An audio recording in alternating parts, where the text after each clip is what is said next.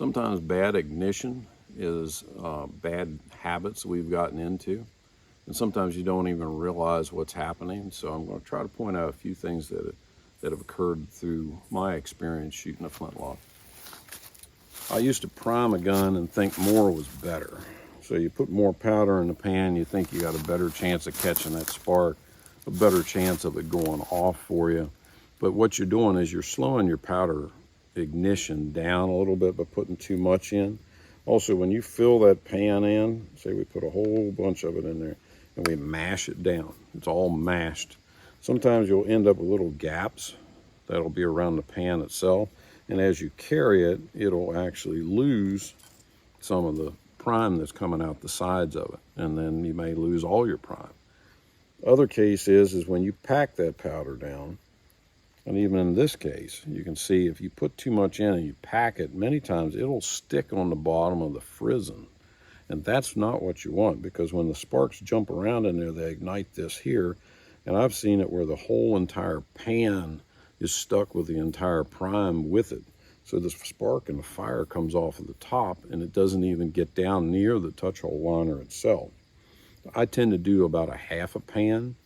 If you're shooting a lot during the day, you can put a half a pan in it, drop the hammer back, flip it like that, and it'll coat the inside of that pan to the point it has just a thin coating of it.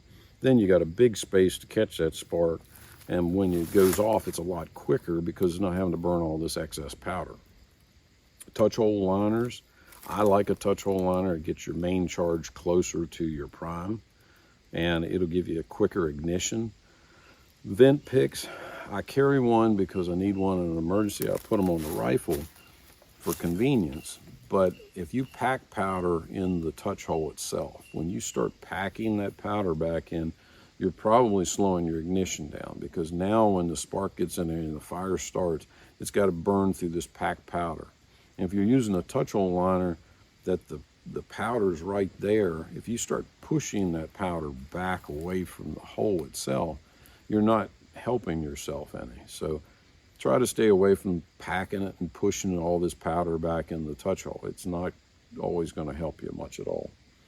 And the other side is when you're shooting, keep in mind that you get powder residue on the frizzen, you get powder residue on your flint, you also get powder residue on this barrel. And this is easy to wipe off. And you can take your thumb, you can take a rag, you can take your shirt and wipe the frizzen off. That gets that, at least it gets the spark. But if you don't wipe the inside of the barrel, what happens is all that powder residue right there gets scraped down into the spot where you want the fire to go through. You close your touch hole up because you've put all this garbage in there. Better made locks or makers that are putting the guns together, a lot of times they'll have a little cutout or a little notch in the back of the frizzen on the bottom side. What that is, it's not just to make it easier to get to your touch hole. What it does is it keeps you above, so when it does scrape that residue down, hopefully it's not covering up that hole.